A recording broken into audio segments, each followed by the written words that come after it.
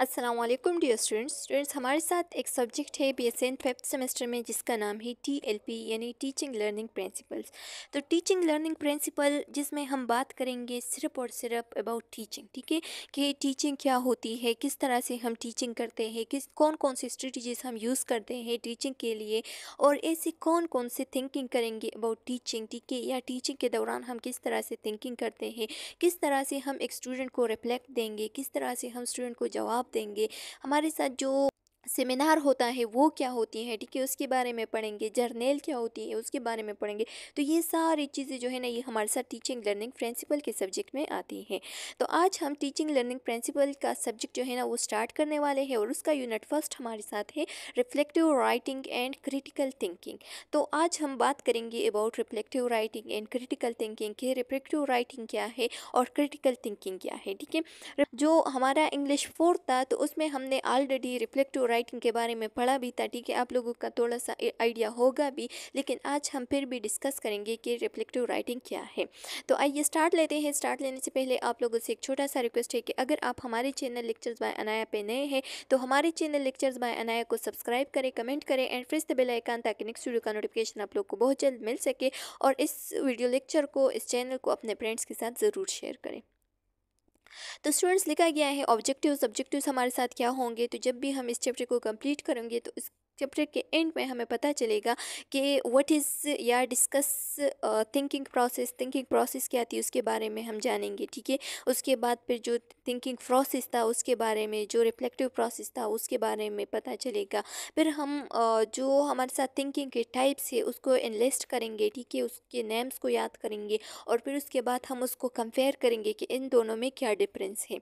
कुछ स्टेप्स है, ठीक है, कुछ टाइप्स है उसके बारे में मैं आप लोगों को बताऊंगी। फिर हमारे साथ आ रहा है व्हाट इज़ क्रिटिकल थिंकिंग के बारे में पढ़ेंगे। Discuss component of critical thinking के जो कंपोनेंट्स है उसके बारे में पढ़ेंगे। फिर उसके बाद हम डिफाइन करेंगे रिफ्लेक्शन तक।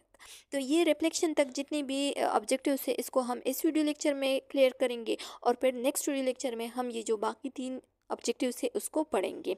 फिर हमारे साथ नेक्स्ट वीडियो लेक्चर में होगा कि discuss types and process of reflection के टाइप्स एंड प्रोसेस क्या है रिफ्लेक्शन का। फिर उसके बाद हम पढ़ेंगे कि जो क्रिटिकल रोल है या क्रिटिकल थिंकिंग है एज अ नर्स, आपका क्रिटिकल थिंकिंग क्या हो सकती है, ठीक है, उसके बारे में पढ़ेंगे। या अगर आप रिफ्लेक्टिव प्रैक्टिस कर रहे हैं तो उस दौरान आपकी क्रिटिकल थिंकिंग जो है ना उसका रोल क्या हो सकता है, तो उसको एनालाइज करेंगे। और फिर लास्ट में हम जर्नल के बारे में पढ़ेंगे कि जर्नल राइटिंग हम क्यों लिखते हैं और इसका प्रोसेस किस तरह से होता है।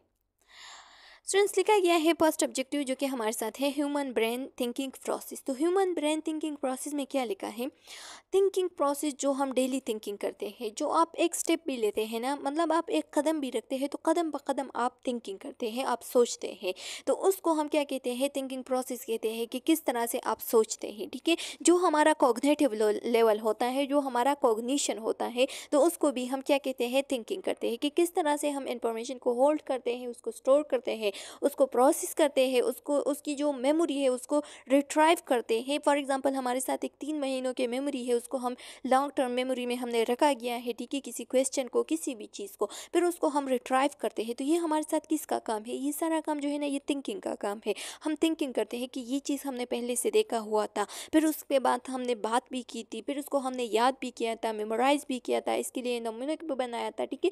तो उसको जब हम रिट्राइव करते हैं तो ये हमारे साथ थिंकिंग प्रोसेस होती है। तो स्टूडेंट्स लिखा गया है कि the thinking process was oriented by, ये आप लोगों ने एमसीक्यूज पॉइंट ऑफ व्यू से याद रखना है कि हमारे साथ जो फर्स्ट टाइम थिंकिंग प्रोसेस को ओरिएंट किया था तो वो कौन था, डॉक्टर इलियाहू गोल्ड रेटम था, ठीक है। ये आप लोगों ने याद रखना है कि डॉक्टर इलियाहू गोल्ड रेटम एक ऐसा बंदा था जिसने क्या किया था, जिसने फर्स्ट टाइम थिंकिंग प्रोसेस को ओरिएंट किया था।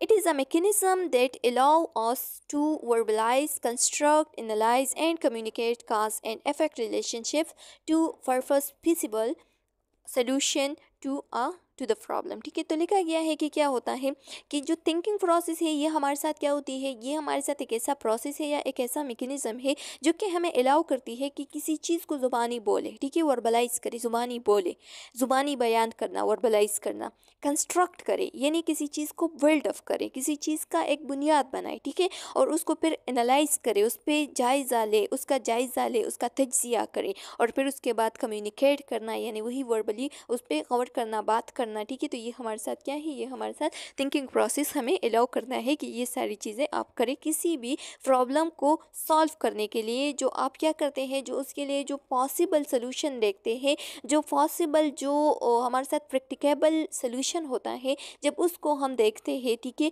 और उसके बारे में हम वर्बलाइज करते हैं, कंस्ट्रक्ट करते हैं, एनालाइज करते हैं, कम्युनिकेट करते हैं, फिर उन दोनों के बीच में जो रिलेशनशिप देखते हैं कि क्या ऐसा रिलेशनशिप है इस पॉसिबल सोल्यूशन या इस प्रॉब्लम के साथ, तो उसको हम क्या कहते हैं, इसको हम कहते हैं थिंकिंग प्रोसेस। ये आप लोगों ने रिमेंबर रखना है। The world we have created is a product of our thinking. It cannot be changed without changing और थिंकिंग। अब अल्बर्ट आइंस्टाइन ने हमारे साथ थिंकिंग का ऐसा डिफिनीशन किया है, ये भी आप लोगों ने रिमेंबर रखना है एमसीक्यूज़ पॉइंट ऑफ व्यू से, कि जो थिंकिंग होता है ये हमारे साथ क्या होती है, ये हमारे साथ हमारी दुनिया बनाती है। किस तरह से दुनिया बनाती है, अगर आप पॉजिटिव थिंकिंग करें तो आपके सामने जितनी भी चीज़ें आएगी वो पॉजिटिव होगा, आपका दुनिया पॉजिटिव बनेगी, ठीक है। लेकिन अगर आप नेगेटिव थिंकिंग करते हैं, आप नेगेटिव थिंकर हैं, आप नैरो थिंकर है, तो आपके सामने हर एक चीज़ जो है ना वो नैरो एंड नेगेटिव होगी, ठीक है, यानी आपकी दुनिया जो है ना वो नैरो और नेगेटिव परेशानी के साथ बनेगी, ठीक है। तो अल्बर्ट आइंस्टाइन ने हमारे साथ ये बताया है कि जैसी आप थिंक करते हैं उसी तरह से आप अपने लिए एक दुनिया बनाती हैं। फिर लिखा गया है कि thinking exist as the top mental activity. अब टॉप मेंटल एक्टिविटी को इसमें यानी थिंकिंग प्रोसेस को हमने टॉप मेंटल एक्टिविटी को क्यों रखा है, क्यों हमारे मेंटल एक्टिविटी में थिंकिंग जो है ना वो टॉप है, क्योंकि अगर आप कोई भी काम करते हैं, जैसे कि मैंने आपको कहा कि आप एक स्टेप भी लेते हैं तो आप थिंकिंग करते हैं, ठीक है, कि मैं किधर जा रहा हूँ, मैं क्यों ये कदम ले रहा हूँ, मैं किस तरह रवाना हुआ हूँ, ठीक है, तो आप क्या करते हैं, आप सोचते हैं, ठीक है। तो यही सोचना, इस वजह से क्या हर एक चीज़ के बारे में आप सोचना, आप फील करना, आप परसीव करना, ठीक है, तो ये हमारे साथ क्या है, या किसी प्रॉब्लम को सॉल्व करने के लिए जो रीज़न आप देखते हैं या जो रीजनिंग करते हैं, तो उसको हम इस वजह से कहते हैं कि ये हमारे मेंटल एक्टिविटी में सबसे टॉप की एक्टिविटी है, ठीक है। तो अगर एमसीक्यूज़ पॉइंट ऑफ व्यू से आ जाए कि मेंटल एक्टिविटी में टॉप एक्टिविटी ह्यूमन के ब्रेन में कौन सी है, तो फिर आप लोगों ने रिमेंबर रखना है कि वो थिंकिंग है। All human accomplished and advancement come from the result of thought. लिखा गया है कि सारे ह्यूमन जो है ना उसकी जितनी भी उसमें जितनी भी एडवांसमेंट आ रहे हैं, जितनी भी इन्वेंशन हो रहे हैं, जितनी भी एकम्प्लिशमेंट हो रहे हैं, जितनी भी न्यू न्यू चीज़ें आ रहे हैं, तो ये कहाँ से आ रहे हैं, क्योंकि लोगों की जो थिंकिंग है वो लॉजिकल हो रही है, ठीक है। उसकी थिंकिंग की एक्टिविटी की वजह से, उसकी थिंकिंग की रिजल्ट की वजह से new new advancement, new new accomplishment हो रहे हैं, और न्यू न्यू दुनिया जो है ना वो एक नए तरीके से बन रही है, ठीक है। और ये क्यों बन रही है, क्योंकि ये सारा क्रेडिट कहा जाता है इंसानों की सोच को। Thought and activity are inseparable. Thought and activity जो है ना ये हमारे साथ अब क्या है, ये एक दूसरे से अनसेपरेटेबल है, यानी अनेबल टू सेपरेट। जब भी हम कोई एक्टिविटी करते हैं तो उसके बारे में पहले हम सोचते हैं, अगर हमने सोचा नहीं है तो हम उस एक्टिविटी को देखते ही नहीं है, हमारे जहन में वो एक्टिविटी आती ही नहीं है, ठीक है। पहले हम जो भी काम करते हैं पहले उसके बारे में सोचते हैं, ठीक है, जब उसके बारे में सोचते हैं फिर उस पर काम करते हैं। तो इस वजह से यहाँ पे लिखा गया है कि जो थॉट एंड एक्टिविटी है उसको हम कभी भी सेपरेट नहीं कर सकते। क्यों नहीं कर सकते, क्योंकि ये हमारे साथ क्या है, जब हम थिंकिंग करते हैं तो उसके बाद हम उस काम पे काम शुरू कर देते हैं। All human normally perceive an action in his mind before undertaking an activity. जो नॉर्मल इंसान होता है वो क्या करता है, पहले उस किसी चीज़ के बारे में सोचता है, ठीक है, उसके जहन में कोई चीज़ आ जाता है, कोई एक्शन जो है ना वो परसीव करता है, फिर उसके बाद क्या करता है, उस एक्टिविटी पे काम शुरू कर देता है, ठीक है। ये एक नॉर्मल इंसान की बात हो रही है। अगर वो एब नॉर्मल है तो वो बगैर सोचे समझे कुछ भी कर सकता है, ठीक है। Cognition refers to the thought process. Cognition जो है ना ये हमारे साथ किस चीज़ को रेफर करते हैं, थॉट प्रोसेस को। जैसे कि मैंने आप लोग को बताया कि कॉग्निशन एंड थिंकिंग जो है ना ये हमारे साथ एक दो ऐसे वर्ड्स है जो कि इंटरचेंजेबल है, यानी एक दूसरे के लिए हम यूज़ कर सकते हैं। क्योंकि कॉग्निशन जो है ना ये हमारे साथ एक लैटिन वर्ड है और इसका मीनिंग है कि गेट टू नो और लर्न अबाउट इट, ठीक है, या लर्न अबाउट समथिंग, ठीक है।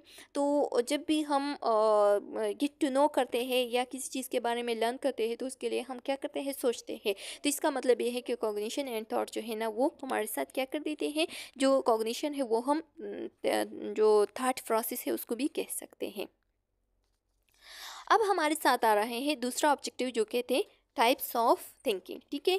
तो टाइप्स ऑफ थिंकिंग की अगर हम बात करें तो बहुत सारे थिंकिंग टाइप्स हैं, लेकिन यहाँ पे जो बताए गए हैं तो वो क्या है, 8 है, ठीक है। 8 ऐसे टाइप बताए गए हैं जो कि कॉमन है, ठीक है। और इसको हम क्या करेंगे, इस ऑब्जेक्टिव्स को क्लियर करेंगे क्योंकि हमारे कोर्स ग्रेड के मुताबिक सिर्फ यही 8 ही दिए गए हैं। अब बात करते हैं कि it can be divided into several opposite category. इसको हम मतलब ऑपोजिंग कैटेगरी में इसको कैटेगराइज किया है, ठीक है, इसको डिवाइड किया गया है। जैसे कि हमारे साथ जो फर्स्ट है वो है concrete thinking versus abstract thinking. Concrete thinking मतलब कि सरसरी सोचना, ठीक है, यानी सुपरफिशियली सोचना। एब्स्ट्रैक्ट थिंकिंग डीपली सोचना। कन्वर्जेंट वर्सेस डाइवर्जेंट थिंकिंग, इसके बारे में भी हम पढ़ेंगे डिटेल के साथ, ठीक है, आप लोग को समझ आएगा। Creative thinking versus analytic thinking, and जो लास्ट वन है वो है सिक्वेंशियल और linear thinking versus holistic thinking. तो अब एक एक को डिस्कस करते हैं। इससे बहुत सारे एमसीक्यूज आ सकते हैं, तो इसके नाम को आप लोगों ने याद रखना है, ठीक है। ये जो 4 टाइप्स है इसको ज़रूर याद करना है क्योंकि इससे एमसीक्यूज आ सकते हैं। लिखा गया है कि कंक्रीट थिंकिंग क्या होती है। Concrete thinking versus abstract thinking. Concrete thinking refers to the thinking on the surface are visible, allowing any individual to observe and understand, whereas abstract thinking required much more analysis and goes deeper। लिखा गया है कि क्या होता है कि जो concrete thinking होते हैं ये हमारे साथ सुपरफिशियली थिंकिंग होती है, यानी हम सरफेस से किसी चीज़ को देखते हैं, उस पर मतलब इतना गौर नहीं करते, उस पर इतना डीपली सोचते नहीं है, बस उसके लिए सुपरफिशियली देखते हैं उसको और कहते हैं कि फॉर एग्जांपल हमारे सामने एक फ्लैग की एग्जांपल हम लेते हैं तो हम देखते हैं कि ये हमारे साथ क्या है, ये पाकिस्तान की फ्लैग है, ठीक है। और इस फ्लैग में क्या है, 2 कलर है, एक है ग्रीन और एक है वाइट। अब ये नहीं देखते कि वाई ये ग्रीन एंड वाइट कलर से बना हुआ है, ठीक है। इसके मेन रीज़न क्या है, इसके अंदर जो मेन जो क्या है, जो रीज़न है वो क्या है, ठीक है,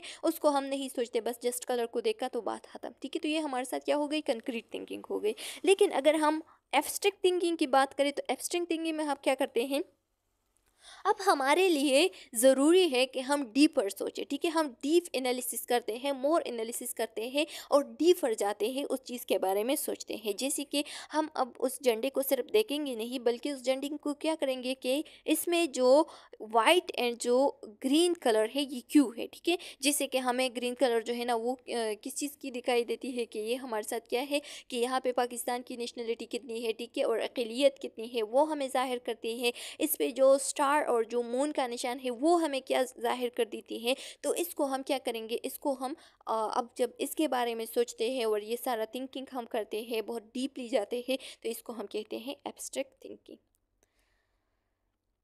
concrete thinking refers to the process. अच्छा स्टूडेंट्स, फिर ये हो गया कि concrete thinking will only consider the literal meaning यानी जो लफ्ज़ी माना होता है, ठीक है। कंक्रीट थिंकिंग में हम क्या करते हैं कि जस्ट लफ्ज़ी माने को देखते हैं, यानी जो ग्रीन कलर है हम कहते हैं कि ये बस ग्रीन कलर है जस्ट इस झंडे में, ठीक है, और ये वाइट कलर है, बस लफ्ज़ी माना, हम लफ्ज़ी जस्ट देखते हैं, ठीक है। या अगर हम थिंकिंग के बारे में सोचें तो हम क्या कहते हैं कि थिंकिंग क्या है, तो हम बताते हैं कि सोचना, ये हमारे साथ थिंकिंग है, ठीक है। तो ये कंक्रीट हो गया। लेकिन अब एब्स्ट्रैक्ट में हम क्या करेंगे, अब थिंकिंग को हम डिफाइन करेंगे कि थिंकिंग क्या है, उसकी थोड़ी एक्सप्लेनेशन देंगे, उस पर थोड़ा डिस्क्रिप्शन करेंगे, ठीक है, उसके बारे में सोचेंगे, थोड़ा रिसर्च वगैरह करेंगे ताकि हमें डीपली पता चले कि कहाँ से ये थिंकिंग आया, किस तरह से आया, किस तरह से हम थिंकिंग करते हैं। ये सारे जब हम सोचते हैं तो ये हमारे साथ क्या है, ये हमारे साथ एब्स्ट्रैक्ट थिंकिंग में आता है।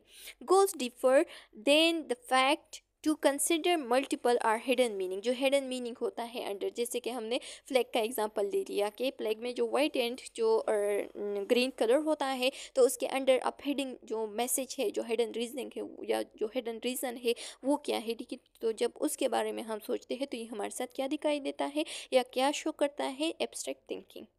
Concrete thinking refers to the process of comprehending and implying factual knowledge, ठीक है। फैक्चुअल नॉलेज मतलब जो फैक्ट होता है, जो प्रूफ हुआ हुआ है, जो क्या है, हकीकी होता है, ठीक है।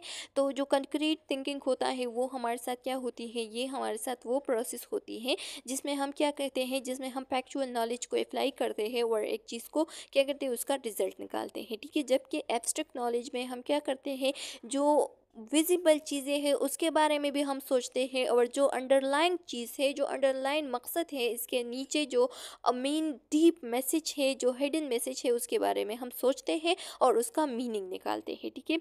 अब यहाँ पे वही एग्जांपल दिया गया है, आप लोग खुद भी देख सकते हैं कि अ concrete thinker will look at the flag and only see specific color marking and symbol and that appear on the cloth, ठीक है। कि कंक्रीट थिंकर जो है ना, आप क्या करेगा, जस्ट एक फ्लैग को देखेगा, उसको देख के वो कहेगा कि यहाँ पे एक स्पेसिफिक कलर है, ठीक है। उस स्पेसिफिक कलर में कुछ मार्किंग हो गई है, जैसे कि मून एंड जो स्टार का निशान है, सिंबल बने गए हैं, ठीक है। और ये हमारे साथ एक टुकड़ा है, किस चीज़ का, कपड़े का टुकड़ा है और उस पर बने गए हैं, ठीक है। बस ये कंक्रीट थिंकर का काम था। लेकिन एब्स्ट्रैक्ट थिंकिंग अब देखेगा फ्लैग को, ठीक है, उसको क्या करेगा, उसको उसकी कंट्री का पता लगाएगा कि ये कौन से कंट्री का है, ठीक है। फिर उसमें ये भी देखेगा कि ये सिंबल क्यों है, ये सिंबल हमारे साथ किस चीज़ को जाहिर करते हैं, जैसे कि लिबर्टी को या फ्रीडम को, आज़ादी को, ठीक है। ये दोनों एक दूसरे के साथ इंटरचेंजेबल वर्ड्स है, लिबर्टी एंड फ्रीडम। तो इसको हम देखेंगे कि ये जो है ना, ये हमारे साथ क्यों जाहिर करता है, किस तरह से जाहिर करता है, ये कौन से नेशन का, ये कौन से कंट्री का, कौन से ऑर्गेनाइजेशन का फ्लैग है, ठीक है। जब इस सब को हम देखते हैं तो ये हमारे साथ एब्स्ट्रैक्ट थिंकिंग में आते हैं।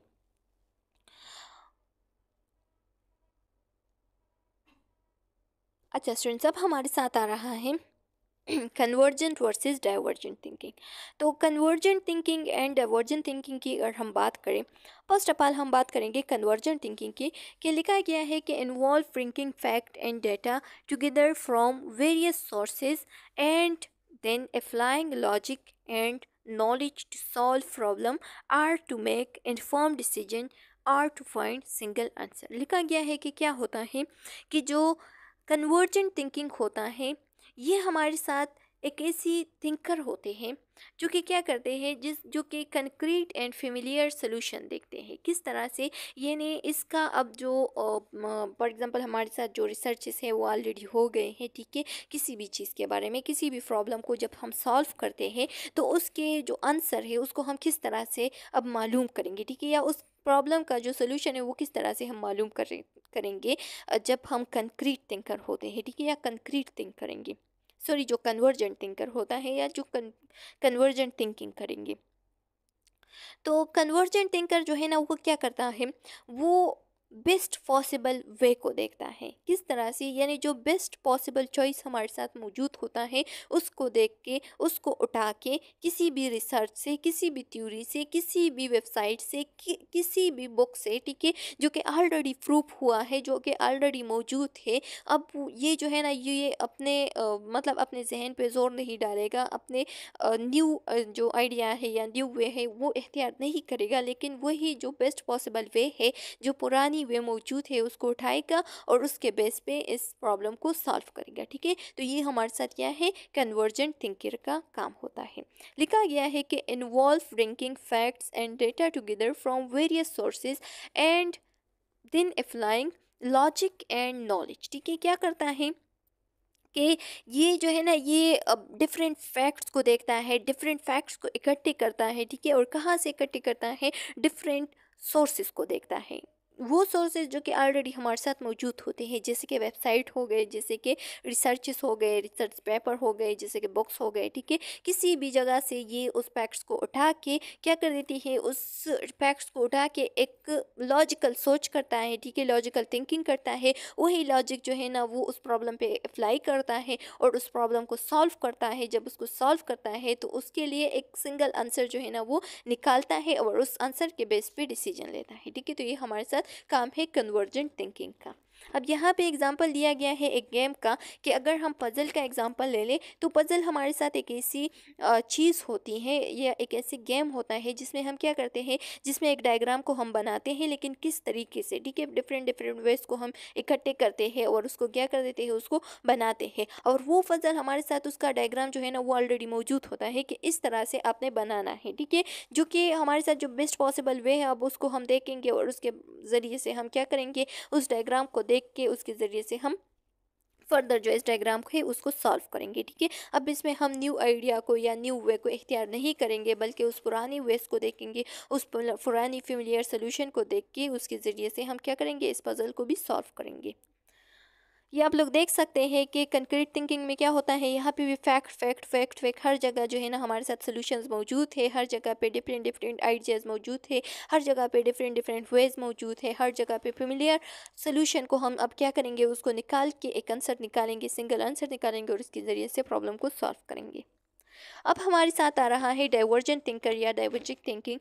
तो डाइवर्जेंट थिंकिंग जो है ना ये हमारे साथ क्या होती है, ये हमारे साथ एक ऐसी थिंकिंग होती है जिसमें हम क्या करते हैं, इंफॉर्मेशन को ब्रेक करते हैं, ठीक है, पार्ट्स में तकसीम करते हैं और उस इंफॉर्मेशन से हम एक अपनी ही न्यू आइडिया को इकट्ठा करते हैं और एक अपनी ही न्यू आइडिया या न्यू आंसर को निकालते हैं और उसके ज़रिए से पर प्रॉब्लम को सॉल्व करते हैं।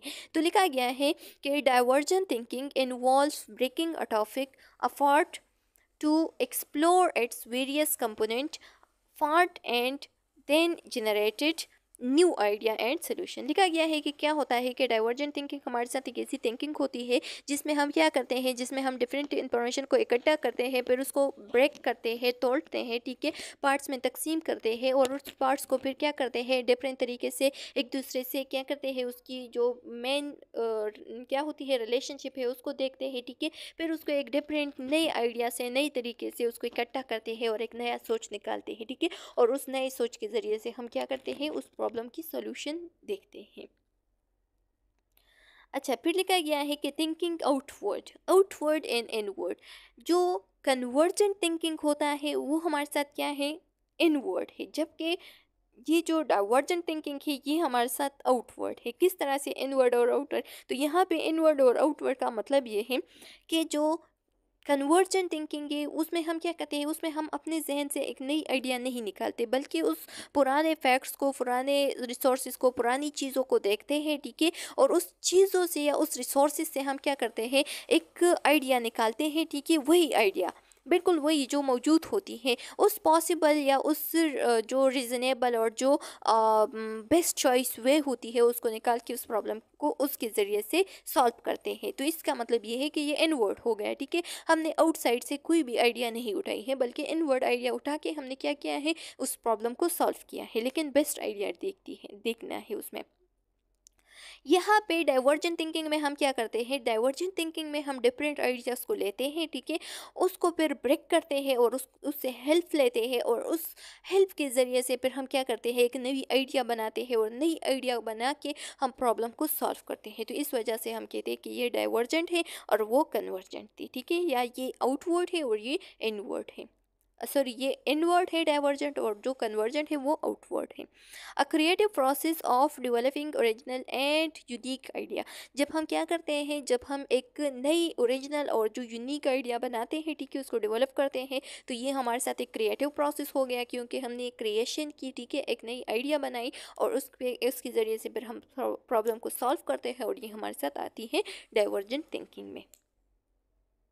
ये आप लोग देख सकते हैं इस डायग्राम में कि क्या होता है कि आइडिया आइडिया आइडिया हर जगह से एक नए नए आइडिया लेते हैं, ठीक है, और फिर क्या करते हैं, उस नई नई आइडिया को देख के हम एक नए अपने जहन से एक न्यू डेवलपमेंट करते हैं, एक नई आइडिया बनाते हैं और उस नई आइडिया को अप्लाई करते हैं और इसके ज़रिए से प्रॉब्लम का सोल्यूशन या आंसर निकाल देते हैं। अब हमारे साथ आ रहा है तीसरा जो क्या है जो तीसरा जो टाइप है वो है analytical thinking versus concrete thinking. तो एनालिटिकल थिंकिंग अब क्या है और जो कंक्रीट थिंकिंग है वो क्या है।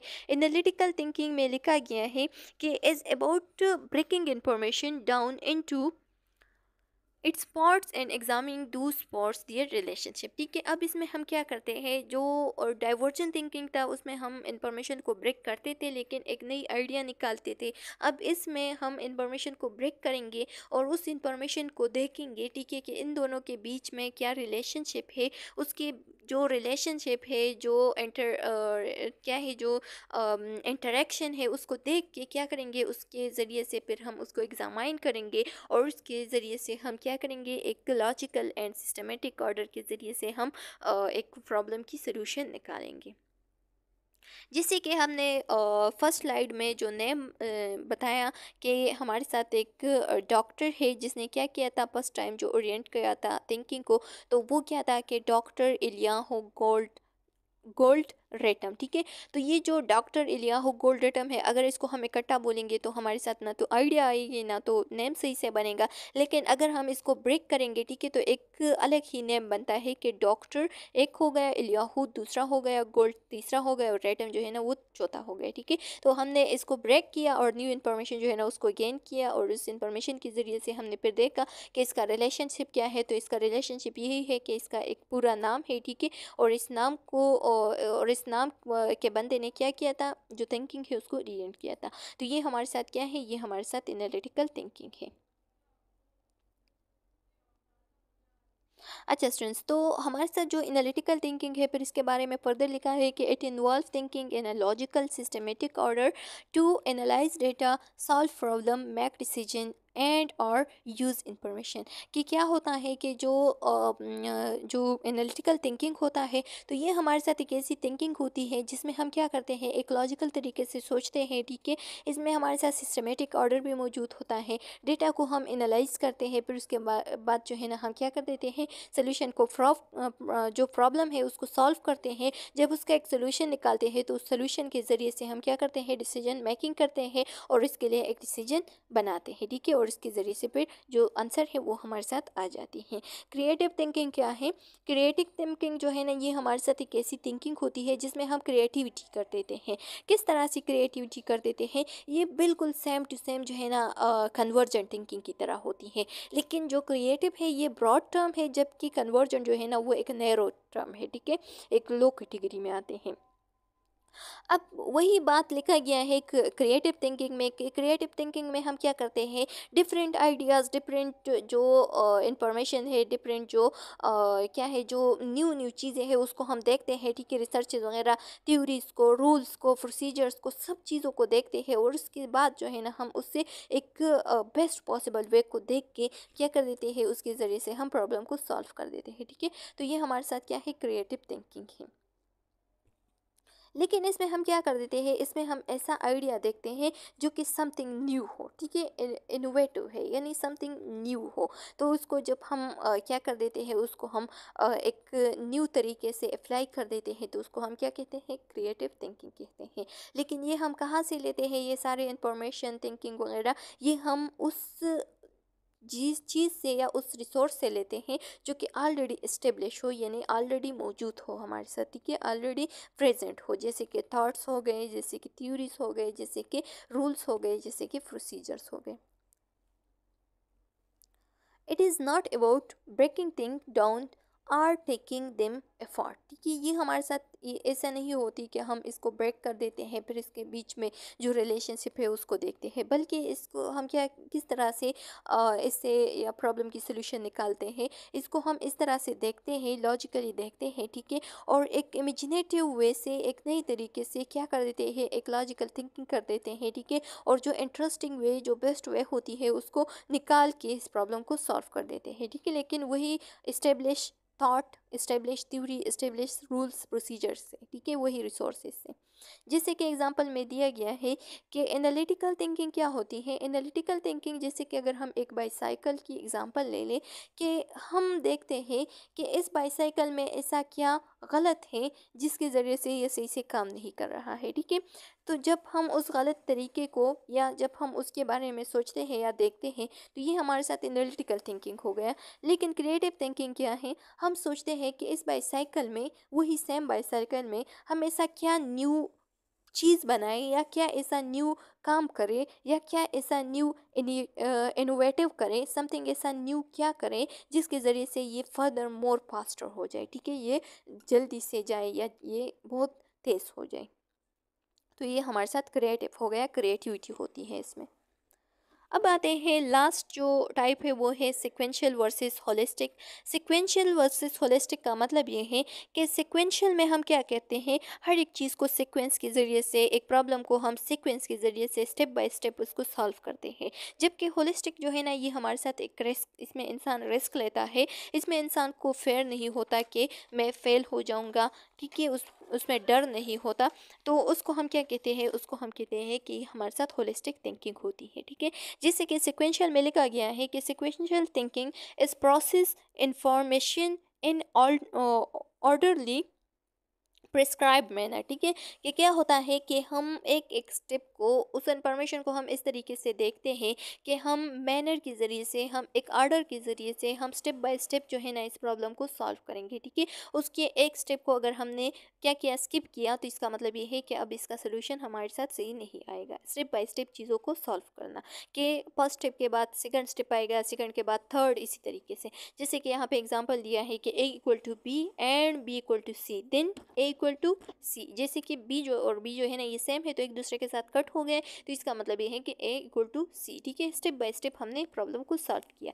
लेकिन होलिस्टिक थिंकिंग क्या होती है, ये हमारे साथ एक ऐसी थिंकिंग होती है जिसमें हम एक पिक्चर को ओवरऑल देखते हैं, ठीक है, और फिर ओवरऑल देख के उसमें कोई स्टेप को, कोई किसी भी रूल्स को, किसी भी आर्डर को फॉलो नहीं करते और डायरेक्ट ही अपने न्यू इन्फॉर्मेशन के ज़रिए से एक रिस्क लेते हैं और उस प्रॉब्लम को सॉल्व करने की कोशिश करते हैं। लेकिन इसमें इंसान को कोई भी डर नहीं होता कि मैं फेल हो जाऊंगा, ठीक है, बल्कि वो रिस्क लेके प्रॉब्लम को सॉल्व करने की कोशिश करता है। तो इसको हम होलिस्टिक थिंकिंग कहते हैं। लिखा गया है कि विन एजेंबलिंग, जब आप एक टेबल को बनाते हैं, ठीक है, तो इसके लिए अगर आप सिक्वेंशियल क्या करेंगे, थिंकिंग करेंगे, तो इसके ज़रिए से एक सिक्वेंशियल थिंकर क्या करते हैं, वो स्टेप बाय स्टेप स्टेप्स को फॉलो करता है और उसको डेकोरेट करता है, ठीक है। लेकिन अगर होलिस्टिक के बंदा है तो वो एक टेबल को देखेगा पिक्चर में, ठीक है, एक अपने मेंटल स्टेट में, अपने मेंटल स्टेटस में उसका एक इमेज बनाएगा कि इस तरह से मैं इस टेबल को बना सकता हूँ, चाहे वो तरीका गलत हो या सही हो, ठीक है। लेकिन उसमें कोई भी स्टेप नहीं फॉलो करता और डायरेक्ट ही उसको अप्लाई करके क्या कर देता है, उस टेबल को बनाने की कोशिश कर देता है। तो इसको हम क्या कहते हैं, होलिस्टिक थिंकिंग कहते हैं। अब हमारे साथ जो थर्ड ऑब्जेक्टिव हुए वो है critical thinking. So what is critical thinking? Critical thinking हमारे साथ एक गोल डायरेक्टेड थिंकिंग होती है। किस तरह से गोल डायरेक्टेड? फॉर एग्जांपल, हमारे साथ एक ऐसा सिचुएशन आ गया, एज अ नर्स आपके सामने हॉस्पिटल में एक ऐसा सिचुएशन आ गया जो कि क्या हो, जो कि डायलीमा हो, ठीक है। तो उस डायलीमा के लिए आप क्या करते हैं, क्रिटिकल थिंकिंग करते हैं, गोल डायरेक्टेड थिंकिंग करते हैं और आप उस चीज़ को असिस करते हैं। फिर उसके बाद उसका जो सिचुएशन है उसको देखते हैं, ठीक है। उस सिचुएशन को असिस करने के बाद आप आइडेंटिफाई करते हैं और क्या आइडेंटिफाई करते हैं, जो एक्चुअल एंड पोटेंशियल प्रॉब्लम होता है, ठीक है, कि एक्चुअल प्रॉब्लम क्या है, अब पोटेंशियल प्रॉब्लम क्या है, और फिर इन सब के बारे में जब आप सोचते हैं, ठीक है, और इसके लिए एक डिसीजन बनाते हैं, इन सारे के लिए एक प्लान बनाते हैं, फिर उस प्लान के ज़रिए से आप डिसीजन बनाते हैं, तो ये हमारे साथ क्रिटिकल थिंकिंग हो गया। लिखा गया है कि a careful and goal directed thinking is use to assess complicated situation. जब आप एक कॉम्प्लिकेटेड सिचुएशन को क्या करते हैं, असिस करते हैं, identify actual and potential problem, फिर उसके बाद आप पोटेंशियल और जो एक्चुअल प्रॉब्लम है उसको आइडेंटिफाई करते हैं, उसको मालूम करते हैं, फिर उसके बाद आप अपने एक्शन प्लान के ज़रिए से क्या लेते हैं, उस एक्शन प्लान के लिए आप डिसीजन लेते हैं और उसके अप्लाई करके आप प्रॉब्लम को सॉल्व करने की कोशिश करते हैं। तो ये हमारे साथ क्रिटिकल थिंकिंग हो गया।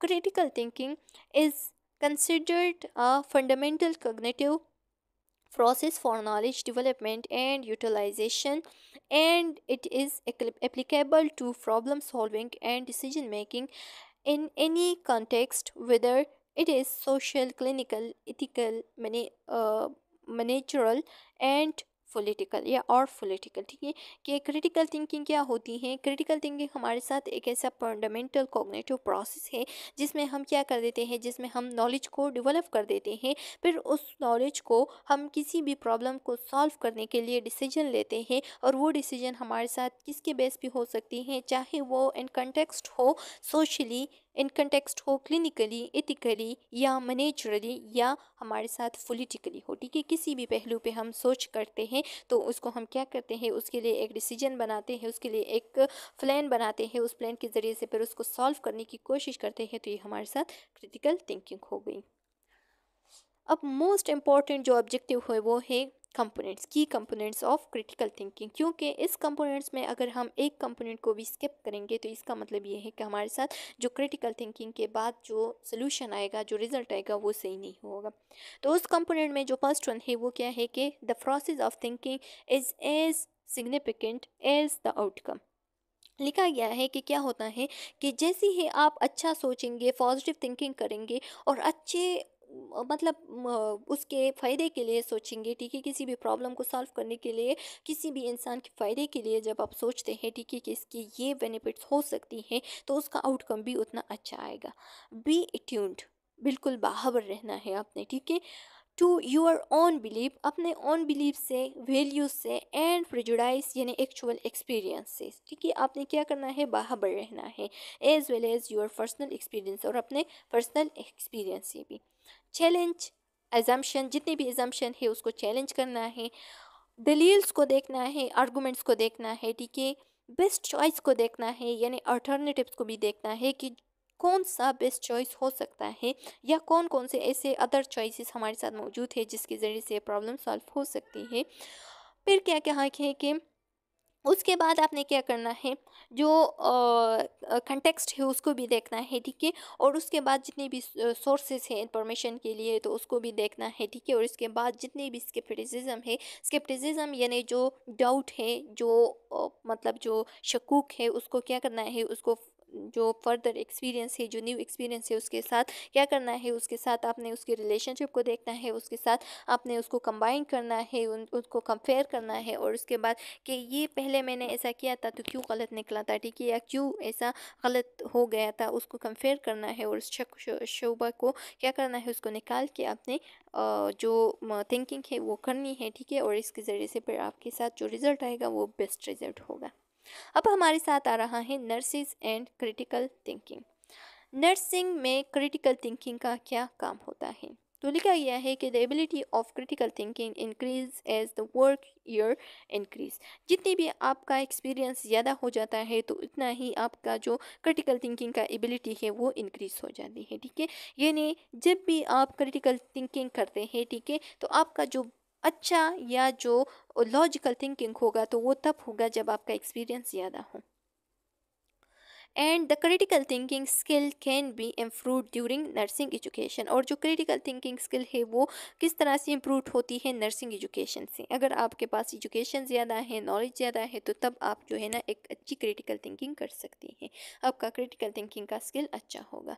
B rapid and dynamic changes, आप जो है ना आपने क्या करना है, रैपिड एंड डायनामिक थिंकिंग रहना है। ठीक है, डायनामिक चेंजेस आपने लाने हैं किसी भी हेल्थ केयर सेंटर में। ठीक है, किसी भी इंसान के जिसम में, किसी भी इंसान के लिए जब आप क्रिटिकल थिंकिंग करते हैं तो आपने एक ऐसा सोल्यूशन देखना है जो कि उसके लिए बहुत ज़्यादा फ़ायदेमंद हो, उसके नुकसानात कम हो। ठीक है, तो एक नर्स को क्रिटिकल थिंकिंग जो है ना, जब भी वो क्रिटिकल थिंकिंग करते हैं तो वो बहुत सोच समझ के करना चाहिए, क्योंकि वो किस चीज़ के बारे में सोचती है, किसी इंसान की ज़िंदगी के बारे में। ठीक है, और ज़िंदगी बहुत कीमती है, बार बार नहीं आती, तो इस वजह से आपने क्रिटिकल थिंकिंग जब भी करना है तो बहुत सोच समझ के करना है as a nurse. Nurses is providing optimal patient care. ठीक है, ऑप्टिमल पेशेंट केयर प्रोवाइड करता है। ठीक है, तो इसके बारे में वो सोचता है, प्रॉब्लम को सॉल्व करता है, इथिकल डिसीजन मेकिंग करता है, डिटरमाइंड फिरियोरिटीज़, जितनी भी फिरियोरिटीज़ है उसको डिटरमाइन करने के लिए जो थिंकिंग करता है, ये सारे जो है ना ये हमारे साथ क्या है, ये ऐसी चीज़ें हैं या ऐसी स्किल्स है जो कि क्रिटिकल थिंकिंग के लिए हम यूज़ करते हैं। अब हमारे साथ जो नेक्स्ट ऑब्जेक्टिव आ रहा है वो है reflection. So what is reflection? जैसे कि हमने फोर्थ सेमेस्टर में इंग्लिश में भी पढ़ा था कि रिफ्लेक्शन क्या है, ठीक है, लेकिन यहाँ पे भी डिटेल के साथ पढ़ेंगे। तो रिफ्लेक्शन क्या होती है? Reflection is an important human activity in which people recapture their experience, think about it, ponder over and evaluate it। कि रिफ्लेक्शन हमारे साथ ह्यूमन की एक इम्पॉर्टेंट एक्टिविटी होती है, जिसमें इंसान जो है ना क्या कर देती है, अपने जो पास्ट की एक्सपीरियंस होती है उस पे एक नज़रिया डालती है, उसकी तरफ देखता है, ठीक है, फिर उसके बाद उसके बारे में सोचते हैं। फोंडर ओवर यानी गौर करना या थिंक ओवर करना, एंड इवालुएट इट, और फिर उसके बाद जो है ना ये जो सोचता है, जो जो गौर करता है, ये जो एक्सपीरियंस को रिकैप्चर करता है, उसके बाद जो है ना अपनी सोच में या अपनी चीज़ों में या अपने काम में क्या लाता है, चेंजेस लाता है, ठीक है। तो ये हमारे साथ क्या हो गई, रिफ्लेक्शन हो गई, यानी वही ओल्ड एक्सपीरियंस के बेस पे अब अपने नई एक्सपीरियंस को या अपने काम को अच्छा बनाने के लिए जब वो रिफ्लेक्ट करता है, जब वो थिंक करता है, उस एक्सपीरियंस को रिकैप्चर करता है, उसमें चेंजेस लाते हैं उस रिकैप्चरिंग के ज़रिए से, तो इसको हम क्या कहते हैं, रिफ्लेक्शन कहते हैं। It is working with experience that is important to in learning, ठीक है, ये हमारे साथ एक ऐसी वर्किंग है जो कि क्या है, जो कि बहुत इंपॉर्टेंट है लर्निंग के लिए, ठीक है। जब भी हम कोई एक्सपीरियंस करते हैं तो उससे बहुत कुछ हम सीखते हैं, ठीक है। Or reflection is an essential phase in the learning process whereby people explore their experiences in a conscious manner in order to acquire new understanding and new behaviour pattern. क्या होता है कि रिफ्लेक्शन जो है ना ये क्यों ज़रूरी है, ये बहुत ज़रूरी है लर्निंग के लिए। किस तरह से? क्योंकि हम इसमें पास्ट एक्सपीरियंस को देखते हैं, ठीक है, और जब हम पास्ट एक्सपीरियंस को देखते हैं तो इसके ज़रिए से हम एक न्यू आइडिया जो है ना वो गेन कर देते हैं, न्यू अंडरस्टैंडिंग हमारे जहन में आ जाती है, ठीक है, और इसके ज़रिए से फिर हम एक न्यू बिहेवियर जो है ना वो अप्लाई कर देते हैं, यानी हम में इम्प्रूवमेंट आ जाती है, तो इसको हम कहते हैं रिफ्लेक्शन। रिफ्लेक्शन प्रैक्टिस अब क्या है? Reflection practice is the capacity to reflect on action so as to engage in a process of continuous learning. कि कंटिन्यूस लर्निंग के लिए जो रिफ्लेक्शन है वो बहुत ज़रूरी है, क्योंकि जब भी हम रिफ्लेक्शन करते हैं, ठीक है, तो हम क्यों करते हैं? क्योंकि हमसे पिछली गलतियाँ जितनी भी हो गई है अब उसमें हम इम्प्रूवमेंट लाना चाहते हैं, तो इस वजह से हम उस एक्शन के लिए, उस काम के लिए हम क्या कर देते हैं, रिफ्लेक्शन कर देते हैं, और उसके ज़रिए से हम कंटिन्यूसली लर्निंग कर देते हैं। जैसे कि आप लोग इस डायग्राम में देख सकते हैं कि इस डायग्राम में क्या दिया है कि एक बिल्ली है और वो जब अपने आईने में देखती है तो उसको अपना आप शेर नज़र आता है। क्यों शेर नज़र आता है? क्योंकि वो अपने बारे में पॉजिटिव सोच करता है और वो अपने आप को शेर नहीं समझती है या शेर समझता है। वो सोचती है कि मैं एक शेर हूँ, ठीक है, तो वो अपने आप को क्या समझता है, बहुत बड़ा चीज़ समझता है, बहुत एक स्ट्रॉन्ग पर्सन समझता है, इस वजह से अपने आप को शेर की शक्ल में देखता है, ठीक है, तो ये उसका रिफ्लेक्शन है अपने बारे में। Critical reflection. अब क्रिटिकल रिफ्लेक्शन क्या होती है कि think about an experience or event that revealed an area of concern, ठीक है। अब क्रिटिकल थिंकिंग हमारे साथ एज अ स्टूडेंट नर्स आपका क्या होता है कि जब भी आप कोई क्लिनिकल एरर करते हैं तो उसके बेस में जो डिसीजन आप बनाते हैं, ठीक है, और आप सोचते हैं कि मैं आइंदा ये गलती नहीं करूँगी, इस वजह से मुझसे क्लिनिकल एरर हो गई है, अब मैं इस गलती को क्या करूँगी, सॉल्व करूँगी, ठीक है, और मैंने ये एक्सपीरियंस ले लिया कि अब मैं इसको इस तरीके से करूँगी जो कि बेस्ट वे है, ठीक है, तो आपका जो रिफ्लेक्शन है वो क्रिटिकल रिफ्लेक्शन हो गया। Lack of knowledge about a disease. अगर आपके पास किसी डिज़ीज़ का नॉलेज सही से नहीं है तो इस वजह से आपसे एरर हो सकती है, ठीक है, तो आप अगर उस चीज़ पे गौर करेंगे और उसके बारे में नॉलेज गेन करेंगे तो इस वजह से आप जो है ना क्रिटिकल रिफ्लेक्शन आपने की। Personal assumption are biased word fashion. आपने पर्सनल इजम्पशन को नहीं देखते हैं, अपने इजम्पशन को नहीं देखते हैं, अपने ऑब्जेक्टिव्स को नहीं देखते हैं, बल्कि पैशन की बिलीव्स को, पैशन के इजम्पशन को देखना है। Learn about your self, your gap and knowledge, assumption and bias and thought process. कि आपने अपने बारे में क्या करना है, सीखना है, ठीक है, यूर सेल्फ के बारे में सोचना है, सीखना है, लर्न करना है। अपने नॉलेज के बारे में सोचना है कि मेरे पास कितना नॉलेज है, ठीक है, मैं कितने पानी में हूँ और कितने जो है ना मैं क्या हूँ, पानी के बाहर हूँ, ठीक है, कि मेरे पास कितना नॉलेज है उसके बारे में सोचना है, अपने एजम्पशन के बारे में भी सोचना है, पेशेंट की एजम्पशन को भी देखना है, ठीक है, अपने ऑब्जेक्टिव्स को भी देखना है, और फिर उसके बाद आपने एक क्रिटिकल रिफ्लेक्शन देना है। Adopting to new knowledge through person growth and changes. आप जो है ना, आप अब क्या कर रहे हैं कि एक न्यू नॉलेज को एडॉप्ट कर रहे हैं, किस तरह से, अगर आप पर्सनली ग्रोथ कर रहे हैं या पर्सनली अपने चेंजेस आ रहे हैं, आपने बहुत सारे एक्सपीरियंस की है, इस वजह से आप जो है ना, आप अच्छी तरीके से उस काम को परफॉर्म करेंगी, क्योंकि आपको पता चला है कि मैंने जो पिछले गलतियाँ की हैं अब मैं नहीं करूँगा, ठीक है। तो ये आपके पास जो है ना, जितनी भी एडाप्टेशन आती है, इसको हम क्या कहते हैं, क्रिटिकल थिंकिंग कहते हैं। अब हमारे साथ टू टाइप्स है क्रिटिकल थिंकिंग, सॉरी, रिफ्लेक्शन की, ठीक है।